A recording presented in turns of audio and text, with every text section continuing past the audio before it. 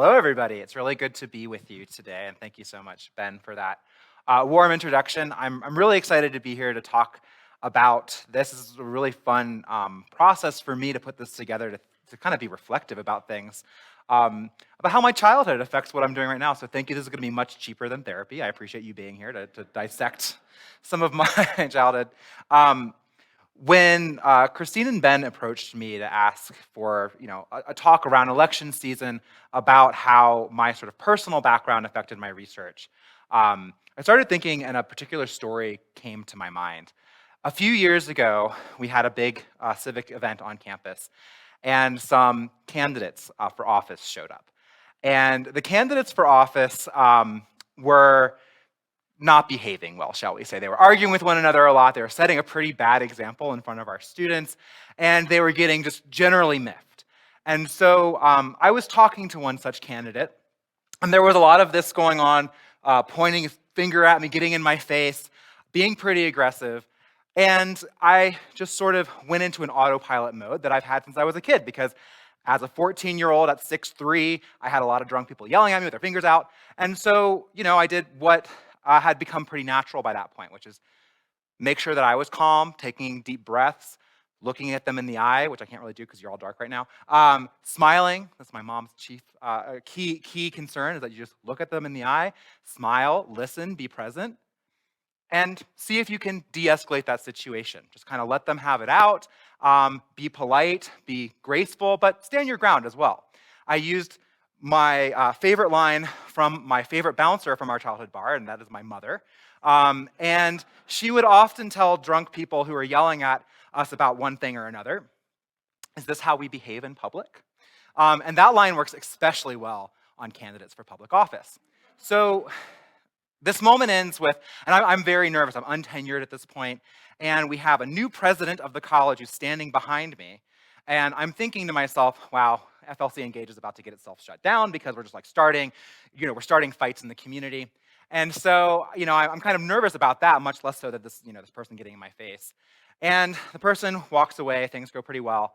And the president comes up to me and says, I was gonna kind of come in and try and help you out there, but you seemed like you had it under control. Like, where'd you learn how to do that? Is that something that you learned sort of being a political psychologist? And that made me start thinking that actually, no, I didn't learn that in a PhD program for political science at all. I learned that growing up in the family bar business. And that really started a long process of reflection for me, because being a first-generation college student with my father has a sixth grade education, my mother high school education, I always saw higher education as a way to get out of the family bar business, so I didn't have to do things like scrub beer coolers, which is really nasty. And so I really kind of separated these out, right? But this moment a few years ago made it come full circle for me, that those experiences were actually really invaluable. Academic formal education was really important too, but insofar as a well for where my research comes from, my interests, my career, well, that actually is very much rooted in these experiences. And so today I want to talk to you about a topic that I hope is important to you, which is the state of polarization in the country and what we might be able to do about that in our own personal lives.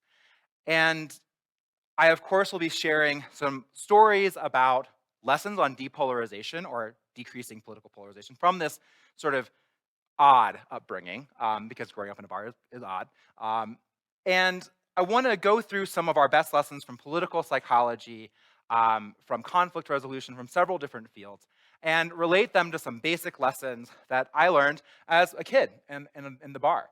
And then I'd love to end with a reflection for students and many faculty to think about how our own, perhaps informal educations, who we are, where we come from, the experiences that we have, the communities we are embedded in, how those inform our life's missions, our research, and what we do every day.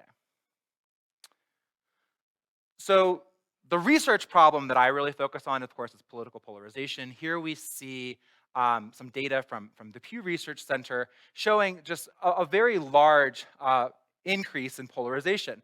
This is based upon a set of 10 ideological questions, and you see that Democrats and Republicans used to have quite a bit of overlap ideologically, and now there's much less. And we care about this a lot in my field because we see that the key variable that predicts when a democracy will fall apart, often into autocracy and often into violence, is the amount of social division and polarization. We also should care about this, though, not just because of our system of self-governance, but also because solving any complex problem, of course, is going to require lots of different perspectives and different ideas on the solution. So if you think about many of the problems that we face today, whether it be something like climate change, whether it be something like houselessness and the cost of living in our community, these are wicked problems, and many of you will probably be familiar with this word, the wicked problem, this very multi-causal problem, systems level problems where different systems are interacting with one another in really complicated ways, producing perverse incentives and unexpected, really difficult to understand outcomes. Well, when we look at what it takes to solve these problems, we find that you need lots of different perspectives. No one perspective has all of the answer, all of the truth when it comes to a wicked problem. Indeed, Google spent millions of dollars trying to figure out what makes their teams most productive and most creative. And a lot of their original hypotheses are things that might have come to our minds, that you really need the smartest people with the fanciest degrees. You really need the people who are working the longest hours. Well, those groups didn't tend to do very well in terms of creative problem solving. The groups that do the best are groups that are diverse and where every member of that group feels like they can share their ideas. Those groups where there's very simple ideals of conversational turn taking, those groups come to the most creative solutions and have the biggest impact. And so polarization not only undermines our ability to govern ourselves and opens us up to a lot of those dangerous paths we could go down, but it also undermines our ability to solve any of these complex problems. And so here's the bar business. Funnily enough, I don't have a lot of pictures of this era, and we sold the bar in 2010. But this is the bar Sully's Restaurant and Lounge in Chantilly, Virginia. Is very close to Dulles Airport in the DC area, if you've ever been there. And you see it was a rock club, a pool hall. We had two different bars, actually. We had weekly stand-up comedians and karaoke nights and live music, the whole deal. Here's my family, right? My parents, the owners, and my sister and I. Here's the mop haircut that'll be a recurring theme in my youth. And you know, like I said, I started going to this place. I mean, I grew up in the kitchen. I was a little kid toddling around to doing basically every job in the place. Especially a lot of the undesirable jobs that you had to be the owner's kid to have to do, like being pitched into a beer cooler, or cleaning all the glass, or cleaning the bathrooms after a busy Saturday night. And like I said, I was always sort of gunning to go off and do something new, but this background was so useful to me because I kind of developed a sense that all sorts of people would come together and have a good time and sometimes raise their voices, but that really that this was a place that we could get together, have differences, and that it could be really fun. And so it seemed pretty natural to me that people come in all sorts of different, shapes and ideologies, and that it's really fun to learn about them, and that when different people come together, that's where sort of the surprising fun stuff happens. And I was always really fascinated, and this is probably not too surprising because now I'm a political psychologist, but I was really just fascinated by what all of these people believed, because wow, did they believe a bunch of stuff. And how surprising people were, how the way that somebody presented, the way that somebody spoke really didn't necessarily align to their life experiences or to their political viewpoints or to how they treated you when you were their bartender or their server. This great diversity that is often hidden under the surface and how fun it could be to learn about that. So my starting question when I started thinking about research when I was in college was very much, where do people's political views come from? Where does political affiliation come from? Like, why are there Democrats and Republicans? But I was kind of like, Democrats and Republicans. Let's go somewhere new and interesting. I also wanted to travel a lot. So this is my plug for comparative politics, that you go off and you go to interesting places. And my first time I ever left the country, I went to Prague, and it was 2000, so it was about 10 years into their political transition. And talking to people there, just how much their lives had changed really captivated me. I just couldn't believe that this is a society that had been through some of the most frozen post-totalitarian governance in the latter half of the 20th century, and now there were McDonald's everywhere. And it was just like a very robust and vibrant place. And so my question sort of morphed. Well, if you've only had one political party for decades, and now all of a sudden you have what in studying Eastern Europe we often call the alphabet soup problem. You have so many political parties. Which political parties are going to survive, and who is going to sort of be their supporter, and why? Like, what about it? Is it ideology? Is it political strategy?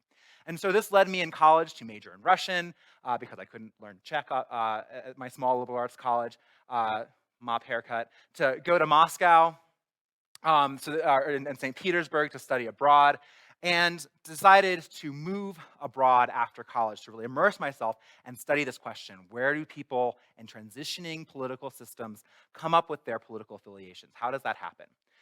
I would end up moving to Hungary because at the time I thought that, well, my question, what I'm interested in, really requires a democracy, right? You need multiple competing political parties to study where political affiliation comes from. And at that time, even in the early aughts, when I was in college, it was becoming pretty clear that Russia was moving away from competitive democratic elections. And so I went to Hungary. If you study competitive democratic elections, that's kind of funny because I only had a few years in Hungary when they still had those. But I would move to this small town, Szentes, which is very close to the Romanian border. This is the main square. And I worked there for a couple of years as an English teacher.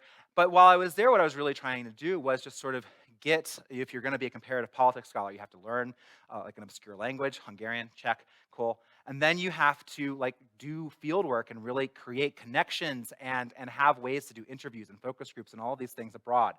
So I was there trying to develop those sorts of connections, but I was also there really trying to understand my question, just asking people, often in bars, using my striking up conversation skills, to sort of say like, well, what do you think about your new democratic institutions and this party versus that party? And why would you vote? Why wouldn't you vote? Just like really being curious about what made people tick, the same stuff that we had been talking about back in Virginia at Sully's, but now in this really different context. But I was coming up against sort of a funny barrier to my nascent research, which was that people didn't want to talk about the political parties that they were attached to, this idea of political affiliation. What they wanted to talk about was the other side and how damn terrible they are. And when I asked about their political system in general, I wasn't getting these sort of warm, fuzzy ruminations on their new open democratic system, but rather a lot of sort of a litany of complaints about it. And so I go back to the United States for graduate school, and this is where, don't worry, professors, classes matter too. I'm sitting in a social psychology seminar at Ohio State, and the professor brings up these faces. These are, in the psychology of emotions, known as the Ekman faces. They're often, the claim is that these are universal emotional expression faces. That in quote, because that's very much debated within psychology today. But I saw this face, and I was like, oh, I know that face. That's the face I always got when I asked people, like, well, who are you going to vote for this next election? How do you feel about this? I would get this face. Any guesses what emotion this represents? Yeah, that's the classic disgust response. Disgust is an emotion that keeps us safe by keeping impurities out of our body, and our social structures and our social brain have co-opted that physical, keeping impurities out of my body, to keeping impure people and actions out of our social group and out of our lives. And I thought, that's really interesting. When I talk to people about their new political system, what they're actually expressing is disgust towards that political system and towards the other side. Disgust is not a very healthy emotion to have towards other people. It's an emotion that is often the precursor to dehumanization, which is often the precursor to violence against other groups. And so I'm becoming concerned, and while I'm becoming concerned, Hungary is pretty clearly backsliding. And the then and now prime minister, because once you destroy your democracy, you can stay in power for a long time, Viktor Orban is not subtle about this. He's elected in 2010, and by 2014, he's saying very openly, we are building what he calls an illiberal democracy, which is to say a Christian nationalist, explicitly white country that doesn't protect individual liberties. If the people like me, Viktor Orban, then I can kind of do whatever I want. He's pretty explicit about this. He rams through a new constitution in 2012 that really cements this. And so this new constitution, I'm going to go pretty quickly, but right, they actually take a page from the U.S. And they gerrymander. Um, and they gerrymander such that in the vote of 2014, they would win 45% of the popular vote, but they would have a supermajority in parliament. That's very convenient for Viktor Orban because as soon as somebody says, hey, that's not constitutional, even though you wrote the constitution, he's like, cool, hold my beer. And he changes the constitution with a supermajority. That means he can replace any problematic figure, including all those pesky constitutional court judges. They've got to go. He dramatically decreased the age of retirement. So the old guard essentially was forced out and appointed a whole new judiciary in support of his project. And also, just to be extra safe, he gave the large, Hungary has one of the largest irredentist populations in Europe. That means people who are Hungarian that live outside of the state of Hungary. Particularly in Romania, but also Serbia, Slovakia, Croatia. He gave all of them Hungarian citizenship so they could vote in Hungarian elections because they typically tend on the far right, as Viktor Orban does. There's also lots of meddling, sort of propping up what we call satellite parties, which is like a kind of a fake opposition party to give you the charade, the theater of political competition. And now the media is pretty much completely owned by this party. I have a really hard time getting news out of Hungary. So I was watching this happen while I'm in graduate school and starting to watch things that were happening in the United States and noticing some really problematic similarities. And in graduate school, my question was starting to morph from how do people develop these sort of new political affiliations to how do people who have just newly gained these political rights, I mean, people who have been through in their lives a lot of really stark political repression, why would they be willing to give that up? Why would they allow a pretty clear and pretty explicit autocrat to take power? And so this is where bar skills came in handy again. This is a picture of a march of the far right and government supporters in Budapest, the capital of Hungary. I spent that weekend sort of interviewing the radical right. As a gay American, that was a colorful experience because they don't like either of those social groups. But those same lessons of we can disagree, it's okay, check your like. Don't respond with anger. Just stay calm, make eye contact, smile, be calm. Served me very well. But while I was doing this is 2014, around those elections, I also fielded a survey of 1,000, a sort of random sample of 1,000 Hungarian voters, and asked them, do they support democracy? And in political science, we used to say that was sort of a junk question because you get what's called acquiescence bias. Everybody's like, yeah, I want to support democracy, or social desirability bias. These researchers clearly want me to support democracy, so I'm going to say that I do. Well, what you find, actually, and what I found and what has been replicated several times since, is that you actually get a good, 40% of the population that either doesn't agree or disagree, or will just come out and say, like, yeah, I don't support democracy. So my question was like, okay, well, they didn't want to go back to what came before, but they didn't like democracy. So what's going on here? These are results of a survey experiment that I fielded when I was doing my dissertation fieldwork. And what I did, and I'll go through this very quickly, don't worry too much about the figures. But what I did was I had 4 different conditions, a control and a political control, and then I had attacks where the left attacked the right and the right attacked the left in very outrageous, what we would consider every day, political coverage now, but right, sort of very, lots of hyperbole and strong language and accusations, sort of really beyond the pale. And I wanted to see how people reacted to that emotionally and how that correlated to their other political beliefs and behaviors. And what I found was really interesting. When people were exposed to what I call outrageous politics, people on the left, right, and center became pretty disgusted by that. They reported being disgusted. And that disgust was correlated with weaker support for democracy. However, only people on the left and the right became angry. People in the middle weren't really moved to anger. Now, the psychology of these emotions helps us understand this response, as well as the broader trend of backsliding in Hungary, as well as in the United States. What's happening here is that disgust is an emotion that makes you get away. You stop. You get away from that situation. And so the people in the center, right, are just disgusted by politics, right? When I'm asking them, how do you feel about your politics? They're giving me like, ugh, why would I even talk about that? They're dropping out of the political process. They're not taking part in elections. That's really handy if you're Viktor Orban because you don't need to worry about the middle. The people on the left and the right, people that have an attribution of blame, right? Either you're attacking my side, how dare you? Or I'm attacking your side. I'm clearly right, right? I'm angry about that. Anger is an action emotion, and it's also an emotion that sort of shuts down much of your processing, right? When you're angry, you sort of get tunnel vision, and you want to fix the problem by confronting the person who's made you angry. Well, when you scale this up, what my dissertation sort of analyzed was if you are a would-be autocrat, this is a really great psychological effect. Because what happens is you do something outrageous, and it really makes the left and the right really angry. The left and the right are angry at each other. They're disgusted towards each other. They're fighting. That means that I can take my base, just keep them really angry, and no matter what I do, they're going to support me because there's that other side that we're fighting, that we're in sort of this holy war against. Meanwhile, the plurality of the population, the average Hungarian, has just become disgusted by it. And they have sort of left the political process. So you're left with the partisans who are fighting each other. That gives you carte blanche to make up a new constitution, pack the courts, right? Because that's always in the name of democracy. We've got to beat that other side. They're communists. They're pro-U.S. Agitators against Hungary. And so this, of course, I saw in Hungary, and I started getting really worried in 2014 to 2016 in the United States, when I started to see a very similar set of processes taking place. Because when we think of democratic backslide or the end of democracy, I think a lot of us might close our eyes and imagine tanks in the streets. We might imagine fires, right? But often this happens very gradually, right?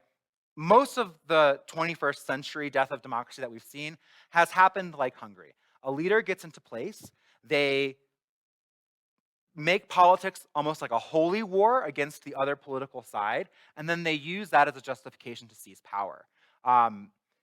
There's a really great quote by a diplomat in Germany. His last name is Klaus, and he talks about how only amateurs steal election on election day anymore, right? This is something you do much more in advance. The people that wrote the book on democratic backslide, this book right here, How Democracies Die, some really great beach read. This is a good book, though, very important. Right? They talk about how the tragic paradox of the electoral route to authoritarianism is that democracy's assassins use the very institutions of democracy gradually, subtly, and even legally to kill it. And so this is very much what I study now. I actually am really focused on what different people think the word democracy means and how that slippage leads to a lot of the problems that we face today. But this sets up the problem even more starkly. Often we lose our ability to govern ourselves. We lose our ability to solve important problems in the name of things like democracy and justice. So political polarization is seen as a really key element of democratic backslide, and that's because democracy is essentially conflict institutionalized. It's essentially taking a lot of our social issues and saying, okay, we'll have elections about them, we'll have court cases about them, we'll fight about them, and then if you don't have enough votes or if you lose the court case, right, you go home and you fight another day, but you stay in that system of sort of political competition. Well, that's all well and good if the other side is legitimate. We've seen by many measures, right? This is a measure here showing a real increase over the last 2 decades, and of course, we were all young and innocent in 2014. Imagine 2024. It's beyond just like the other side. If the other side gets into power, it's an existential threat to the nation, right? That's the sort of sense of a holy war that I'm talking about. We've also seen any number of indicators. So one of my favorite ones is just sort of like, would you be willing to date somebody of the other political party? People used to be like, I don't really care. Now you get the disgust face, right? And so we're starting to see our society paired in a way that makes us actually quite easy to manipulate by an executive aggrandizer. So you not only have to think through sort of shoring up the institutions of democracy, but you also have to remember that you're doing so in an environment where there is a large, radicalized, very angry group of supporters of that executive aggrandizer, often who believe that what they're doing is standing up for democracy. And so talking to people then becomes key. So this is another one of those problems that we can't win ourselves out of. You have to, if you're going to save democracy, because democracy is conflict institutionalized, you do need the other side. In fact, you need many other sides. And it's only really through bringing people, I would argue, through conversation and understanding, to that understanding that we will be able to save our own political system. So I have some good news and bad news about polarization. I showed you a figure earlier that showed that ideologically Americans are moving apart, but there was still a lot of middle ground. In fact, when you look at the survey data on some of our most polarized issues, things like guns, abortion policy, immigration policy, we are sort of taught by our media environment that people are all on completely different sides about that. But let's take abortion policy as an example, right? Incredibly polarized. You would think ideologically there's very little middle ground. Well, in fact, when you look at evidence, we talk to real people, what you find is that most people want it to be legal under some circumstances and illegal under others. There's sort of a line drawing that happens. There's a lot of movement in the middle. The same on immigration or guns or taxes. So there is real ideological difference, but there's actually a lot of overlap and room for working together. The ideological divisions aren't quite as huge as assumed, so they're not insurmountable. The problem is that we just really hate each other. The idea of affective polarization, that word affect there is the psychological term for positive or negative feeling. Affective polarization is I dislike the other side, not necessarily because of policy, not necessarily because of ideology, but because they are, fill in the blank here. You have lots of words coming to your minds right now, right? So that other side, right? I just hate them because. So active polarization is our strong dislike of the other side that need not have real ideological differences. My favorite scholar of polarization, hands down, is Liliana Mason of Johns Hopkins University, and her real seminal piece here that's really changed the way we think about political psychology and affective polarization is called uncivil agreement, right? That you can sort of think of civil disagreement, that we have that in our vocabulary, but uncivil agreement is when we actually have a lot in common ideologically, we just hate each other, right? Her journal article version of this is called I Disrespectfully Agree, right? So we're getting this sort of sense that we're in these systems where we could actually have some overlap. We could actually have some dialogue to solve these really important problems that we face. But because of a lot of reasons we could talk about the media structure, a lot of the political structures are that we don't live around people that are different from us, right? We see that we just really dislike the other side. So here are some lessons back to the bar that we can learn from political psychology, from a childhood in the bar business, and I think from common sense. The first goes back to this idea that democracy really is conflict institutionalized, right? If you want the other side to be like kicked out, then that is by definition undemocratic. You need political competition or you've lost democracy. Um, and we often see the other side from such a great distance. And so one real lesson is to truly value the difference, right? That we can come to surprising solutions, to remember some of these Google studies and the whole field of organizational behavior, which is telling us that actually diverse groups, people with different ideas, come to better solutions and are much more creative. This, of course, requires talking, right? And you hear a lot about the need to sort of tolerate one another, but that's not going to really be enough. Tolerance means that we can be in separate places and not fight, right? But we actually need understanding and we need dialogue with one another, and that is hard. I'm not going to sugarcoat that from you. But this real conversations can be really powerful. The field of deliberative democracy, this is sort of one of the key books there, really shows that not only does deliberation about complex problems with different types of people help solve those problems, but people enjoy it. They emerge from those experiences much happier. We also see that we are caught in what I would argue are addictive outrage cycles, right? You open up your Instagram, and what Instagram wants is for you to keep your eyeballs on Instagram so they can sell advertising revenue. And unfortunately, we have a lot of research now that shows that anger keeps your eyeballs on your screen. Rage makes you click. And so it does so because it feels really good to get angry and then to share that. How could they? How dare they? You like it, and that's sort of facile. Nothing's happening there. But psychologically, you feel like you did a thing, right? And you are rewarded by that. We actually look at this through some of the same lenses that we look at addiction now. And so one lesson from growing up in a bar that I can definitely share with you is be mindful of your addictions, right? A lot of us are addicted to this outrage cycle, right? We see it, how could they, how dare they, we share, we like, we spout off at our friends, maybe at a bar, right? And we feel like we've done something. We haven't really done anything but actually, reinforce our own outrage and reinforce our own biases. So how do you talk? The person that I would turn to for this advice is Celeste Headley, a longtime reporter, journalist, and talk show host with NPR. And Headley gives us a number of just like quick tips that I really like to share basically all of my classes. Um, and a lot of these have to do with the frame that we bring to our discussion.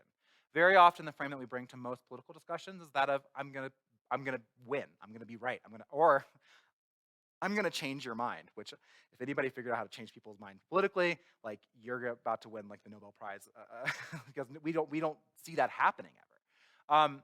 But if you open your mind, right, and rather than trying to win, try to learn something new, try to be curious, rather than putting people into corners, asking them open-ended questions, you might be surprised how far you come, right? And this to me is like my most key lesson, and why I love what I do. And it's because when you allow people to be surprising, they really are. If you think that you agree with somebody 100%, like actually have a long conversation with them. I promise you'll find lots of ways that you disagree. Similarly, if you are coming across people that you're like, I have nothing in common with them, if you actually ask them those open-ended questions, they probably have a lot in common with you. And so be surprising. So I mentioned this earlier. Here's some data showing that, most NRA members support background checks, universal background checks, right? So we don't have much room for this complexity in our current cultural and political dialogue, right? All of them are the same, and they all have this belief, right? Those sort of things. But when you actually talk to people over a meal or over a drink, you will find that people are very surprising. People might seem really illogical from your perspective, but of course, within their own perspective, they may have a lot of experiences and viewpoints that are quite rational within their own world. So opening up beyond stereotypes can be really powerful, and it can be a really great way to open up a conversation. Think about how it feels when we've all been in conversations where somebody's like, oh, all of you young people, all of you students, all of you Democrats, all of you Republicans, right? And then they kind of say how all of you are, right? That creates a very automatic psychological response in us to fight back, right? And again, anger makes us stop thinking these sort of complex, nuanced thoughts that people can be surprising and just identifies a them to conquer. Um, this gets back to some of the different emotions that we can bring to our experiences with others. This is very much based in the research of John Gottman in his marriage lab. And very famously, Gottman could watch a video of a couple having an argument. And this was like a setup. They would have have a couple come in, and they would say, talk about a difficult issue in your relationship. So they can talk about anything. And then they would leave them alone, and they would watch them with the sound off. And he very famously could predict divorces with 95% with 95% confidence over the next 5 years. And there was one thing that he called the marital kiss of death, and that was the eye roll. And that's because the eye roll is an expression of contempt. If I'm angry with you, I want to confront you so that you change your behavior or I change my behavior. We change the situation so we can move on and live together. Contempt is the combination of disgust and anger. Contempt takes disgust, disdain. You are not worth my time. You are not worth correcting or engaging in dialogue with. With anger's impulse to punish, right? And so contempt is often viewed in psychology as a really dangerous emotion, right? This is the emotion of mass killings. And it's the emotion of ending your relationship, whether it's your marital relationship, your roommate, or otherwise. When you treat others with contempt, you're dehumanizing them. You're sending pretty clear signals. Moreover, it's really bad for you. People that score high on the experience of contempt also have hypertension, a lot of addictive behaviors, right? This correlates with a lot of physical health problems as well as mental health problems. And we have to also recall that this does serve somebody. Our contempt and our outrage is very profitable for would-be autocrats, and it's very profitable for advertisers and for social media companies and big media. It is very physically harmful to us. And so another lesson to remember is don't engage in disagreement with contempt. Gamify it a little bit. Have fun with it. That's a real lesson that I've learned from moderating political dialogue to growing up in a bar, is that when people come together and have surprising ideas and disagree, it can be really fun. It's a lot about the frame that you bring to it. If you are a good sport and you're smiling and you're listening, you're really making a real effort to connect with somebody, they will respond in kind. Another thing that I realized growing up in a bar is people talk a lot, but people don't necessarily know a lot. And I'm including myself in that, so I'm up here yammering at you. But this is known in psychology as the illusion of explanatory depth. And I love, here's a toilet, right? And if I asked you how a toilet works, you'd probably be like, if I said, do you know how a toilet works? You'd be like, yeah, I know how a toilet works. And you think that you have like all this understanding of all the physics and everything that's happening. But what you find is when you ask people, like, no, really, how does this work? Like, explain it to me so I could like build a toilet. Here's what we actually know. Like, you push the thing and the water goes down. And other than that, we don't really know very much. This is a really powerful tool of depolarization. When you ask very simple questions about sort of stepwise, like how, people will say like, taxes always lead to, unemployment, right? That's an A to Z argument. If you start asking about the component parts of that, what you find is that you can have a really great conversation. It's also a very powerful mechanism of decreasing extremism. This is Fernbach et al. Study, and what they did is they had two conditions. One where they would ask people about toilets, and they'd ask people about political issues, and in either case, when they said, okay, explain why you have this view, people got more extreme. So as they're listing reasons for why they have their position, they're actually getting more extreme. When they're asked, conversely, well, explain exactly how that works with lots of questions, what you found was that political extremism actually started to decrease. And I've seen this to be true countless times, right? Somebody comes in hot at the bar and they have a lot of opinions, but when you ask some very simple, open-ended questions, help me understand that. Again, it's good faith. I want to understand, but what's going on there?